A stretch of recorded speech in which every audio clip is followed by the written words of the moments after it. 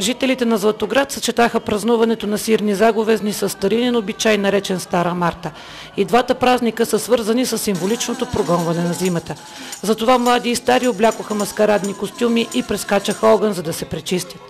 Обичаят Стара Марта се свързва и с поверието, че на границата между зимата и пролетта оживяват гущерите и змиите, символ на болести и зло.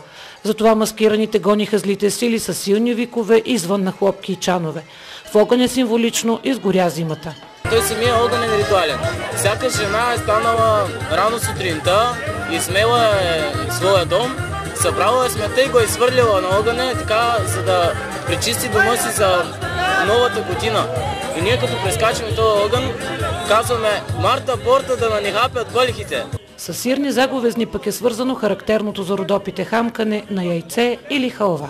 Яйцето е символ на прошката и младите хора са искали прошка от старите хора с цел да бъдат опрощени всички техни грехове или тези палави неща, които са правили през периода на цялата година.